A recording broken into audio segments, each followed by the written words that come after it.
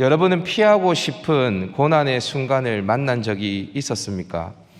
그냥 힘든 정도가 아니라 감당하기 어려운 시련이 폭풍처럼 밀려닥칠 때 여러분은 그때 어떻게 반응하십니까? 몇 주 전이었습니다. 우리 갈릴리 지체를 만나서 신방을 하게 되어졌습니다. 그 지체에 대해서는 제가 많이 아는 것이 없었습니다. 집안의 형편이 조금 어렵다라는 정도로 알고 있었는데 그 지체를 위해서 기도하려고 하니 기도를 뭘 해야 될지 잘 모르겠는 겁니다. 상황을 잘 모르니까요. 그래서 한번 만나자라고 했습니다. 만나서 이야기를 하는데 제가 숨이 턱 하고 막히는 것 같았습니다. 왜냐하면 그 지체의 이야기를 들으면서 어떻게 이러한 상황 속에서 살아갈 수 있을까라는 생각이 들었습니다. 저도 웬만한 산전수전 공중전 다 겪고 살았던 사람인데 그 지체의 이야기를 들으면서 숨이 턱 하고 막혔습니다. 이 지체는 아버지와 단둘이서 지금 원룸에 살고 있습니다. 그래서 당연히 아버지와 단둘이 산다고 하길래 엄마가 어디 계시는지 제가 궁금했습니다. 그래서 물어봤습니다. 엄마는 어떻게 된 거니? 엄마는 돌아가신 거니? 뭐 어떻게 된 거니? 물어봤어요. 그러니까 엄마가 자기가 한두 살 때 집을 나가셨다라고 합니다. 그래서 엄마에 대한 기억이 전혀 없대요. 연년생 동생이 있었는데 그 동생은 태어나자마자 미국으로 입양되어져서 얼굴도 모른답니다. 사실 자기도 고아원에 맡겨졌는데 아버지가 찾아와서 바짝 말라버린 자기를 보고 이렇게 놔뒀다간 자식이 죽겠다 싶어서 자기를 데리고 와서 그때부터 아버지랑 단둘이 살았다고 합니다. 아버지는 은행원이셨는데 IMF 시기에 은행에서 해고가 되어서 막노동을 하시다가 허리가 다치시고 지금은 목에도 신경이 다 망가져서 30분도 걸어 다니지 못한다라고 합니다. 당연히 가난은 덤으로 이 가정에게 허락되어졌죠. 아빠가 아파서 신음소리를 내고 울 때 지금도 그 소리를 듣는 것이 너무나 고통스럽다라고 합니다. 가난과 병듦, 버려짐, 수많은 아픔들이 이 지체에게 있었습니다. 이 아픔들이 있었는 것과 동시에 제가 다 말할 수는 없지만 이 지체에게 더 큰 고통은 뭐냐면 그런 고통을 가진 자기들을, 이 가정을 사람들이 업신여기고 이용해 먹는 그런 모습들 때문에 수많은 상처들도 가지고 있는 것 같았습니다. 그래서 제가 이 지체에게 이렇게 물어봤습니다. 너는 하나님이 원망스럽지 않냐? 어릴 때부터 하나님 믿었으니까, 모태신앙이니까 하나님이 살아계시다면 왜 우리 가정에 이런 일이 일어나는지 하나님이 원망스럽지 않냐라고 제가 물어봤습니다. 그러니까 이 지체가 아주 솔직하게 대답합니다. 가끔 원망스러워요. 그래서 제가 언제 원망스럽니? 라고 물으니까 아빠가 아파서 방에서 울고 있을 때, 끙끙 앓고 있을 때, 그럼에도 아무것도 해줄 수 없을 때 하나님이 원망스럽다라고 했습니다. 그래서 제가 그렇게 물어봤습니다. 그렇게 하나님이 원망스러우면 하나님을 떠나지 왜 하나님 떠나지 않니? 라고 제가 물어봤습니다. 그랬더니 제가 평생 아마 이 말을 잊을 수 없을 것 같아요. 이 지체가 이렇게 이야기하는 겁니다.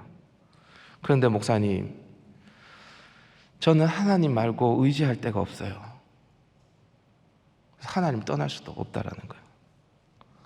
이 고백을 들으면서 제가 속으로 많이 울었습니다.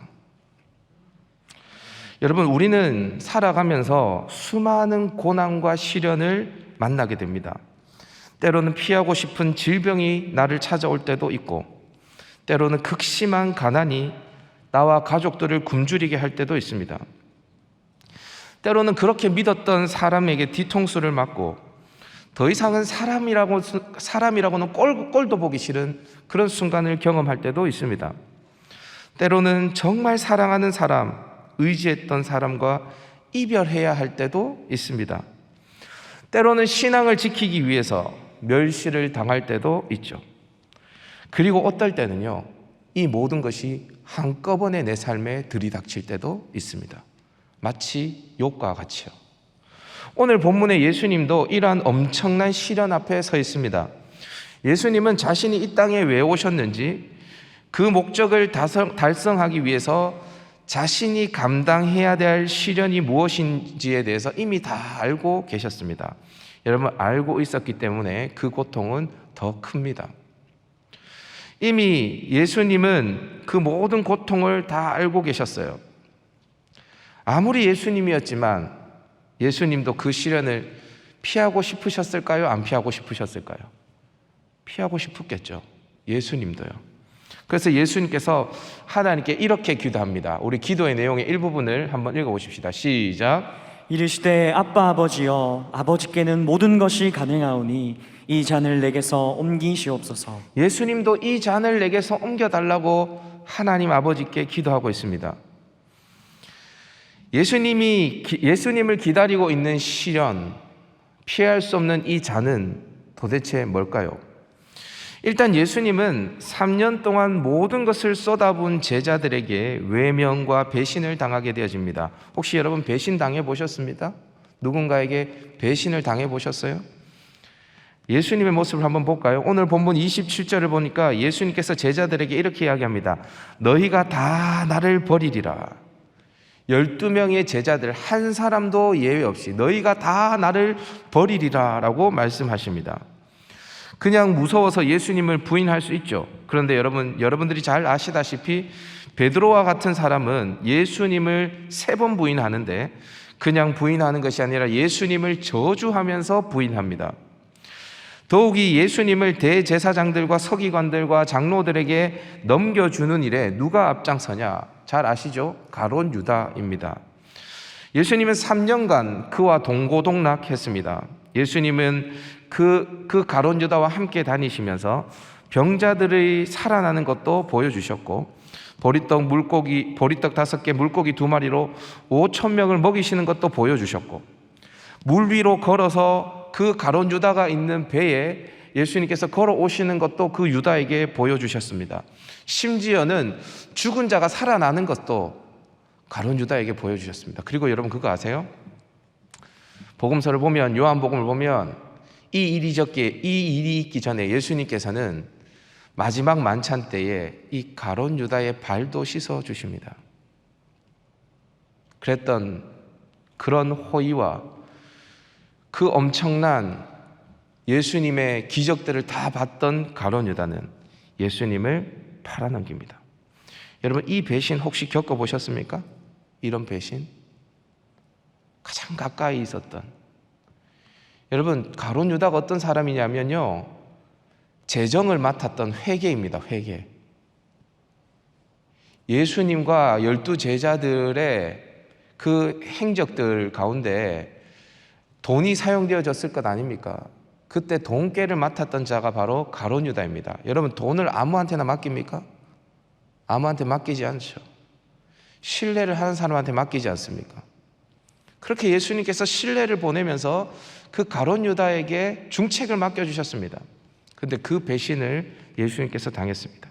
근데 여러분, 이런 제자들의 배신도 예수님에게는 가장 큰 고통이 아니었습니다. 예수님을 정말 고통스럽게 한 것은 십자가의 죽음이었습니다. 얼마나 고통스럽냐? 34절을 보니까 예수님께서 제자들에게 이렇게 이야기합니다. 내 마음이 심히 고민하여 죽게 되었으니, 내 마음이 심히 고민하여 죽게 되었다. 죽을 만큼 예수님이 힘들었다라고 이야기합니다. 왜 예수님께서 이렇게 죽을 만큼 고통스러워했을까? 물론 십자가라는 형벌의 그 자체가 육체적으로 엄청난 고통을 수반하는 형벌이었습니다. 그런데 육체적인 고통을 넘어서 예수님은 철저하게 영적으로도 고난을 당해야 했습니다. 하나님 아버지에게 외면을 당해야 했죠. 그것이 바로 십자가였습니다. 아니, 외면 정도가 아니라 하나님으로부터 저주를 받아야 했습니다.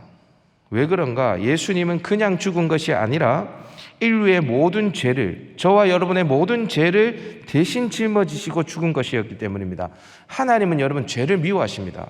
얼마나 미워하시냐? 죽일 만큼 미워하십니다. 여러분, 구약 성경에 보십시오. 죄를 지은 이스라엘 백성들에게 하나님의 진노가 쏟아지는 것을 보십시오. 하나님은 죄를 정말 경멸히 여기십니다.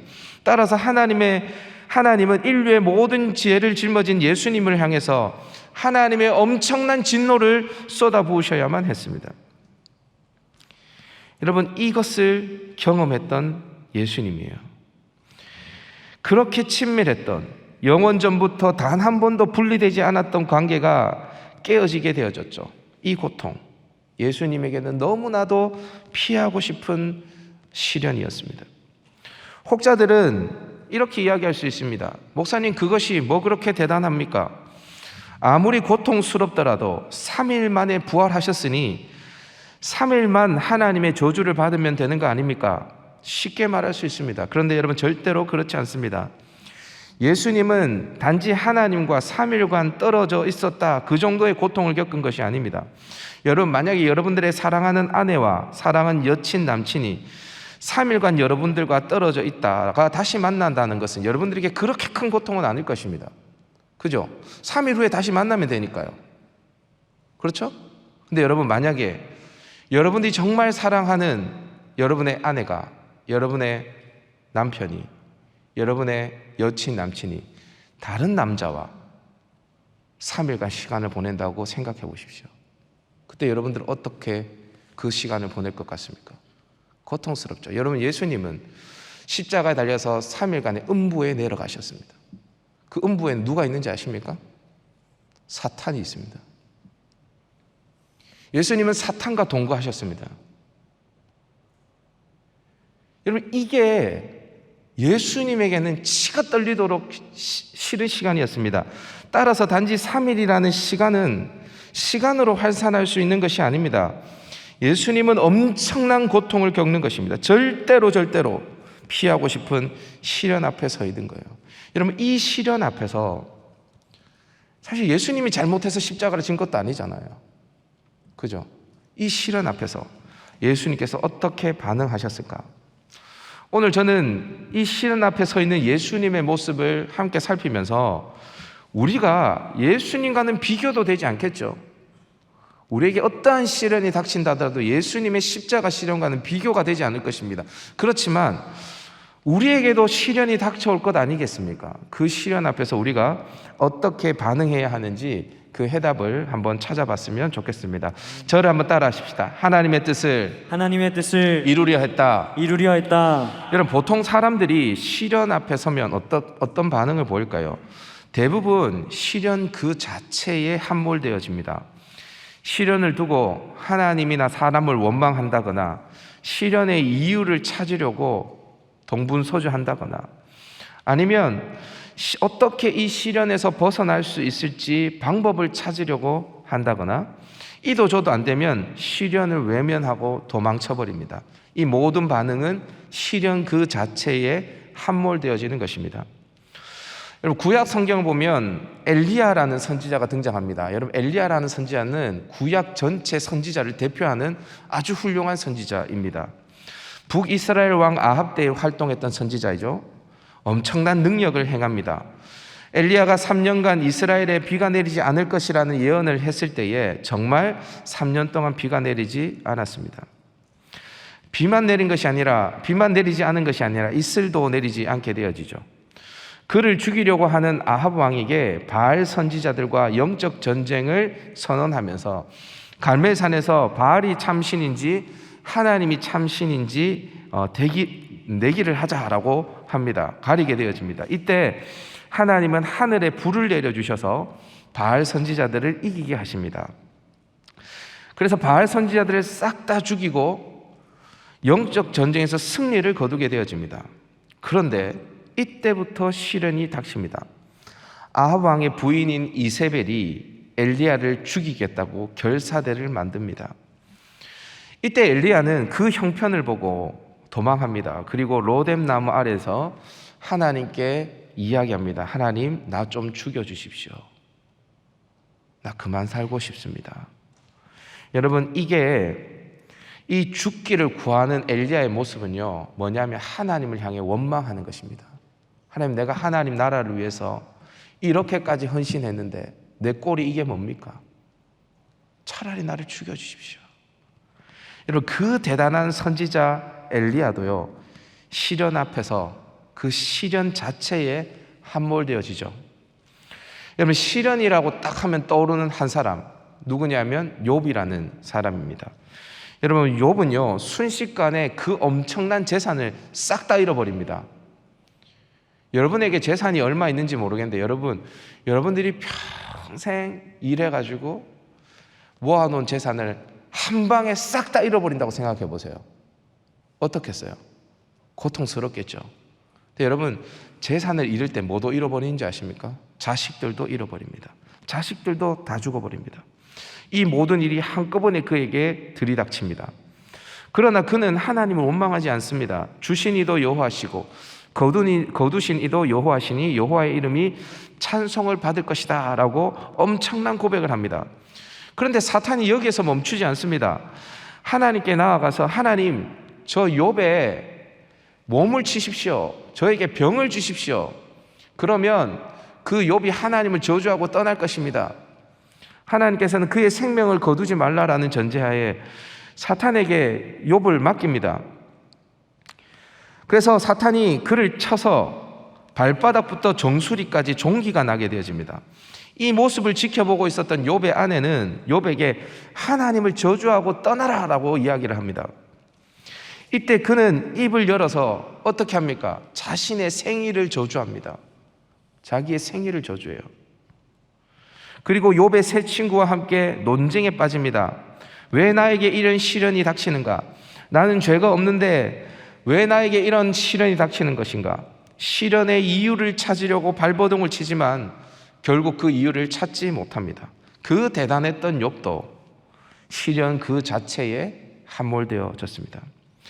여러분, 오늘 이 본문 우리가 읽고 있는 이 마가복음의 1차 독자는 누구라고 했습니까?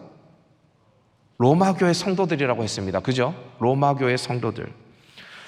로마교회 성도들은 예수님을 믿는다는 것 그 하나 때문에 모진 박해를 받아야 했죠. 자신뿐만이 아니라 가족들의 생명도 위험에 처해 있었습니다. 경제적인 가난, 이건 당연합니다. 이 박해가 언제 끝날지도 모릅니다. 여러분, 이러한 상황 속에서 로마교회 성도들은 하나님을 원망하지 않았겠습니까? 로마교회 성도들은 이런 시련을 왜 우리에게 허락했는지 그 시련의 이유가 궁금하지 않았겠습니까? 로마교회 성도들은 어떻게 하면 이 시련에서 벗어날 수 있는지, 어떻게 도망갈 수 있는지 고민하지 않았겠습니까? 분명히 그들도 그 시련 그 자체에 함몰되려고 했을 것입니다. 이때 마가는 십자가 앞에 서 있는 예수님을 로마교회 성도들에게 보여줍니다. 십자가 앞에 서 있는 예수님께서 어떻게 반응하셨는가? 우리 27절 말씀을 다 같이 한번 읽어보십시다. 27절 시작. 예수께서 제자들에게 이르시되 너희가 다 나를 버리리라. 이는 기록된 바 내가 목자를 치리니 양들이 흩어지리라 하였음이니라. 예수님은 제자들이 다 예수님을 버리고 떠날 것이다 라고 말씀하십니다. 그러면서 이렇게 이야기합니다. 이는 기록된 바 내가 목자를 치리니 양들이 흩어지리라 하였음이라. 스가랴 13장 7절의 말씀을 예수님께서 인용하면서 양들, 곧 자신의 제자들이 목자인 예수님을 다 버리고 떠날 것을 말씀하십니다. 결국 제자들의 배신 역시 성경, 곧 하나님의 말씀이 이루어지는 과정이라고 예수님은 해석했던 것입니다. 또 예수님께서는 겟세마네에서 기도하십니다. 베드로, 야고보, 요한을 데리고 겟세마네에 가셔서 그들에게 기도 요청을 하시고 예수님 자신도 간절히 기도합니다. 그 유명한 기도를 우리 다 같이 한번 읽어봤으면 좋겠습니다. 시작. 이르시되 아빠 아버지여 아버지께는 모든 것이 가능하오니 이 잔을 내게서 옮기시옵소서. 그러나 나의 원대로 마시옵고 아버지의 원대로 하옵소서 하시고. 여러분, 저 본문에서 제일 중요한 단어가 뭔지 아십니까? 그러나라는 단어입니다. 하나님, 모든 것이 가능하오니 이 잔을 내게서 옮기시옵소서. 그러나 여러분, 우리가 여기서 그러나를 외칠 수 있어야 되거든요. 예수님은 이 엄청난 단어를 사용하셨습니다. 그러나 나의 원대로 마옵시고 아버지의 원대로 하옵소서. 하나님의 뜻을 이루는 데 집중하셨죠. 시련의 순간에. 자, 여러분, 이렇게 예수님께서 기도했지만 한 번 더 십자가를 피할 수 있는 기회가 있었습니다. 가룟 유다가 종교 지도자들에게 파송된 자들과 함께 예수님을 잡으러 왔습니다. 이때 예수님은 한 번 더 십자가를 피할 수 있었습니다. 마가복음에는 나오지 않지만 곁에 서 있는 자, 다른 복음서에 보면 이 사람이 베드로라는 것을 알 수 있는데, 베드로가 대제사장의 종의 귀를 칼로 내리쳐 떨어뜨립니다. 이때 예수님께서는 그 종의 귀를 다시 붙여주십니다. 그러면서 베드로에게 이렇게 말씀하세요. 마태복음 26장 53절입니다. 시작. 너는 내가 내 아버지께 구하여 지금 12군단 더 되는 천사를 보내시게 할 수 없는 줄로 아느냐. 무슨 말입니까, 여러분? 지금 이 순간이라도 예수님이 십자가를 지시지 않으려고 한다면, 예수님이 그 시련을 피하려고 예수님이 마음만 먹는다면 할 수 있다는 겁니까, 없다는 겁니까? 할 수 있다라는 겁니다. 지금 이 순간도 한 번 더 기회가 있었어요. 예수님이 피하려고만 한다면 충분히 피할 수 있었다라는 겁니다. 그런데 예수님께서는 어떻게 합니까? 순순히 붙잡혀 갑니다. 왜 그러면 예수님께서는 순순히 붙잡혀 갑니까? 49절 하반절 말씀 한번 읽어보십시다. 시작. 이는 성경을 이루려 함이니라. 이는 성경을 이루려 함이니라. 제자들의 배신, 십자가를 거절할 수 있는 순간 예수님은 그 시련 그 자체가 아니라 어디에 집중하셨습니까? 하나님의 뜻, 성경을 이루는데 온통 자신의 삶을 집중하셨습니다. 왜 그렇게 하셨을까요? 그래야지 김보훈을 구원할 수 있거든요. 여러분, 제가 예전에도 몇 번 설명드렸는데 잘 들어보십시오. 천국은 누가 가는 것입니까? 예수님 믿는 사람이 가죠. 동의하십니까? 근데 여러분, 왜 예수님을 믿으면 천국 갑니까? 천국은 누가 갑니까? 여러분 보세요. 죄인이 천국을 갑니까? 죄가 없는 자가 천국을 갑니까? 아니면 의인이 천국을 갑니까? 다시요. 죄인이 천국을 가는 것입니까? 죄가 없는 자가 천국을 가는 것입니까? 아니면 의인이 천국을 가는 것입니까? 의인이 가는 것입니다. 죄인은 절대로 천국 못 갑니다. 죄가 없는 자도 천국 못 갑니다. 의인이 가는 곳이 천국입니다. 근데 여러분, 예수 그리스도는 우리의 죄를, 십자가를 짊어지심으로 우리의 죄를 자기에게 옮기셨습니다. 그래서 우리는 죄 없는 자가 되죠. 근데 여러분, 이것만으로 천국 못 갑니다. 이걸 신학적인 용어로 죄의 전가라고 이야기합니다. 죄의 전가. 근데 죄의 전가로 천국 못 갑니다. 천국 가려면 2계단 이동해야 됩니다. 죄의 전가가 일어나서 우리의 죄가 예수님에게로 다 옮겨져서 우리가 죄 없는 자가 되어야 되는 것 동시에 예수님의 의가 우리에게 옮겨져서 의의 전가가 이루어져서 우리가 의인이 되어야 합니다. 근데 우리가 의인이 되려면 예수님에게 의가 있어야 될 것 아닙니까? 그죠? 우리의 죄가 예수님에게 옮겨지고 예수님의 의가 우리에게 옮겨지려면 예수님에게 의가 있어야 되는 것 아닙니까? 이 예수님의 의는 무엇입니까? 하나님의 말씀에 순종한 것이 예수님의 의입니다. 아멘. 성경을 이루시기 위해서 그 모든 순종을 했던 것이 예수 그리스도의 의예요. 그래서 여러분, 착각하면 안 됩니다. 다시 말씀드리지만 예수님이 십자가 한번 지셔서 우리를 구원하신 게 아닙니다. 예수님이 동정녀의 몸에서 태어나신 것, 베들레헴에서 태어나신 것, 애굽으로 내려가신 것, 목수의 아들로 볼품이 없는 모습으로 살아가신 것, 예수님이 십자가를 지실 때 아무 말 없이 조용히 끌려가신 것, 이 모든 것이 나를 구원하기 위한 예수 그리스도의 순종이었습니다. 아멘. 우리에게 의를 전가해 주기 위해서요. 여러분, 이렇게 예수님은 시련 중에서도 우리를 구원하기 위해서 하나님의 뜻이 무엇인지 그 하나님의 뜻에 집중했습니다. 여러분, 그런데요, 이런 설교를 들으면 에이, 목사님, 예수님이니까 그게 되는 거죠. 예수님이니까. 우리는 예수님이 아닙니다. 여러분, 예수님도 쉽게 되는 게 아닙니다, 이게. 여러분, 예수님이라고 이게 쉽게 그냥 저절로 되는 게, 자동 되는 게 아닙니다. 예수님도 잘 안 되죠. 그래서 예수님께서 어떻게 했냐? 저를 한번 따라해 봅시다. 기도했다. 기도했다. 예수님 뭐 했다고요? 기도했다. 예수님이 이게 자동으로 될 것 같았으면 기도 안 했을 것입니다. 예수님도 잘 안 되는 거예요. 그래서 예수님께서 어디로 올라가시냐면 겟세마네 동산에 올라가십니다. 오늘 본문에는 나오지 않지만 누가복음 22장 44절을 보면 예수님의 기도하는 모습이 아주 리얼하게 묘사되어지고 있는데, 우리 누가복음 말씀을 한번 읽어보도록 하십시다. 시작. 예수께서 힘쓰고 애써 더욱 간절히 기도하시니 땀이 떨어지는 핏방울 같이 되더라. 예, 자막 유지해 주시고요. 힘쓰고 애써 더욱 간절히 기도하시니, 힘쓰고 애써 더욱 간절히 기도하시니 땀이 땅에 떨어지는 핏방울 같이 되더라 라고 이야기합니다. 여러분, 예수님의 필사적인 기도가 이 한 구절에서 느껴지십니까? 힘쓰고 애써 더욱 간절히 기도했다. 그래서 그 땀이 핏방울처럼 쏟아졌다. 여러분, 인생을 살아가면서 여러분들의 인생 속에서 이렇게 기도해 본 적이 한 번이라도 있습니까? 여러분, 예수님께서 이렇게 필사적으로 기도했는데 마태복음에 보니까 26장 보니까 예수님께서 이렇게 몇 번 기도하셨냐면 3번 기도하셨다라고 하고 있습니다. 근데 여러분, 이상한 건 이렇게 필사적인 기도의 현장에 예수님께서 혼자 가지 않으셨다라는 겁니다.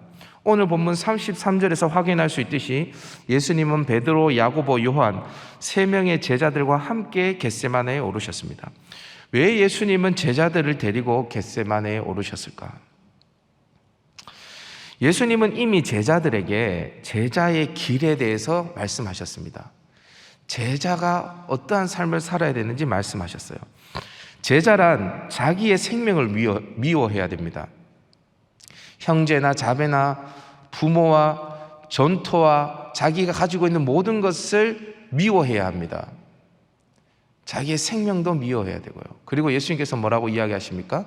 누구든지 나를 따라오려거든 자기 십자가를 지고 나를 따라오라라고 이미 하나님이 말씀하셨습니다. 예수님이 이미 제자들에게 말씀하셨어요. 그러니까 여러분, 결국 제자들 역시 예수님이 걸어가는 이 길을 걸어가야 할 자들이었습니다. 예수님은 십자가 앞에서 기도하면서 하나님의 뜻에 자신을 맞추면서 그 모습을 제자들에게 제자 훈련시키고 있는 것입니다. 보여주고 계시는 것입니다. 그러면서 언젠가 너희들도 나처럼 십자가 앞에서 겟세마네의 기도를 할 때가 있을 텐데 그때 나의 기도를 잊지 말라라고 하시는 거예요. 물론 여러분, 이런 예수님의 뜻과 달리 제자들은 피곤에 완전 쩔어서 잠이 들었습니다.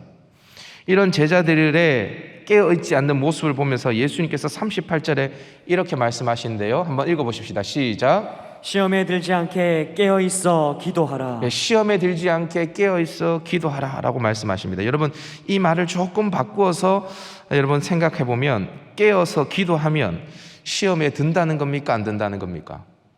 시험에 안 든다는 겁니다. 아무리 엄청난 시련이 우리에게 닥친다 할지라도, 여러분 잘 보세요. 시련이 닥친다고 다 시험에 들지는 않습니다. 시련이 닥칠 때에 시련을 받아들여야 되죠. 근데 시련이 닥친다고 다 시험에 들지는 않습니다. 근데 여러분, 시련이 닥치면 시험에 들 수도 있습니까? 없습니까? 있습니다. 근데 여러분, 기도하면 시련이 닥친다 하더라도 시험에는 들지 않는다는 것입니다. 그래서 깨어 기도하라라고 예수님이 말씀하고 있는 거예요. 유일한 방법입니다. 시련 앞에서, 엄청난 십자가 앞에서도 기도만이 내 뜻을 꺾고 하나님의 뜻에 자신을 맞출 수 있는 유일한 방법. 시련 그 자체에 함몰되어지지 않는 유일한 방법. 시험에 들지 않는 유일한 방법. 그 기도라는 거예요. 기도. 그래서 예수님의 동생 야고보 역시 박해 가운데 있는 초대교회 성도들에게 야고보서 5장 13절에서 이렇게 이야기하죠. 너희 중에 고난당하는 자가 있느냐? 그는 기도할 것이요. 너희 중에 고난당하는 자가 있느냐? 그는 기도할 것이요 라고 이야기를 하죠. 마가복음의 저자인 마가 역시 십자가 앞에서 기도하는 예수님의 모습을 로마 교회 성도들에게 보여주고 있습니다. 그러면서 로마 교회 성도들에게 이렇게 이야기하는 거예요. 예수님처럼 기도함으로 이 시련을 돌파해내라. 시련 그 자체에 함몰되지 마라. 하나님의 뜻을 이루는 삶을 너희들이 살아내라 라고 이야기를 하는 거예요. 여러분, 제가 설교 초반에 말씀드린 우리 갈릴리 지체와의 신방이 마무리되어지지 않았는데 사실 이 지체가 신방을 끊는 겁니다. 저는 이때까지 제가 먼저 바빠서 가야 된다라고 한 적은 있지만 제가 이야기하고 있는데 자기가 바빠서 가야 된다라고 한 사람 처음이었어요. 뭐 아예요, 또 태어나. 그럴 수 있어요. 근데 제가 왜 조금 안절부절해서 빨리 가야 되는 표정이길래 제가 왜 그렇게 해야 되냐 물어봤더니 목사님 저 수요 예배 가야 돼요 그러는 거예요. 그날 수요일이었어요. 수요 예배 가야 돼요. 사실 이 친구는 새벽에도 기도하러 자주 오는 친구입니다. 제가 유심히 보죠. 그래서 제가 수요 예배에 이 지체를 데려다 줬습니다. 차로 타면서. 이 지체는 못 느꼈지만 제가 그 순간에 저한테 하나님께서 수많은 말씀을 하셨습니다. 하나님께 기도하고 예배의 자리를 지키는, 예배의 자리를 사모하는 이 20대의 청년을 보면서 아마도 이 지체는 예배와 기도의 시간이 그냥 뭐 하나의 예배를 드리는 그게 아니에요. 내가 살아갈 수 있는 유일한 방법이었어요. 살아갈 수 있는, 버틸 수 있는 유일한 방법. 그게 기도하는 거였어요. 하나님께서 제게 물어보신 겁니다. 보은아, 너는 십자가 앞에서 어떻게 반응하고 있니? 너에게는 십자가가 있기나 하니? 십자가가 있다면 그 가운데서 나의 뜻을 발견하고 그 뜻에 순종하려고 하니? 이를 위해서 나처럼, 내가 기도했던 것처럼 너도 필사적으로 기도하니? 라고 하나님이 물어보시는 겁니다. 여러분 어떻습니까? 여러분들은 시련 앞에서 원망만 늘어놓고 있지 않습니까? 혹시 그 시련을 어떻게 벗어날 수 있는지 머리를 굴리고 있지는 않습니까?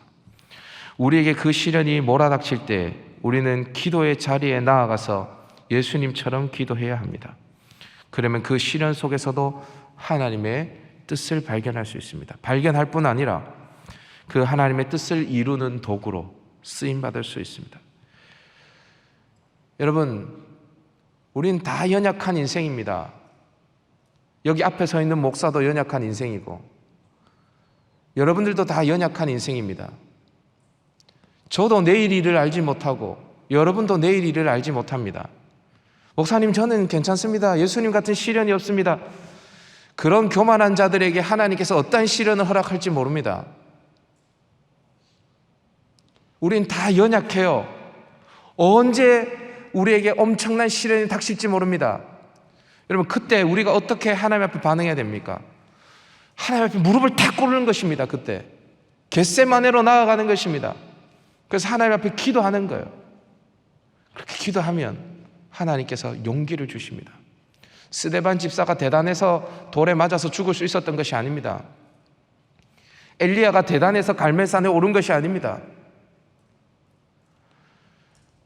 그들이 하나님과 동행했기 때문입니다. 사랑하는 여러분, 여러분들 살아가실 때 기도함으로 하나님과 동행할 수 있기를 주님의 이름으로 축복합니다. 오늘 우리 대표기도하는 우리 성화 형제가 기도를 이렇게 하더라고요. 하나님 말씀을 듣기만 하는 자가 되지 않게 하시고 행하는 자가 되게 해 주십시오. 기도의 자리를 여러분들이 이제는 코로나 핑계 대지 말고 정하셔야 됩니다.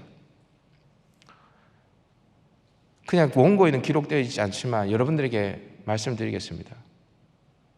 우리 사랑하는 리더들, 여러분들이 영혼 섬긴다고 빨빨거리면서 애들 신방하고 이렇게 하는 거 수고하는 거 압니다. 근데 여러분 그거 다 여러분의 힘으로 되지 않습니다. 여러분 자신도 못 바꾸는데 어떻게 여러분 속으로 본들을 어떻게 바꾼다는 말입니까? 신방하지 말라는 얘기가 아니라요. 여러분들이 그 한 영혼 한 영혼 붙들고 하나님 앞에 나와서 기도해야 됩니다. 기도만이 하나님이 우리에게 주신 수많은 것들을 감당할 수 있는 능력이 되어지고, 또한 어떠한 시련이 닥치더라도 시험에 빠지지 않는 도구가 되어집니다. 그렇게 기도함으로 승리할 수 있는 저와 여러분 될 수 있기를 바랍니다.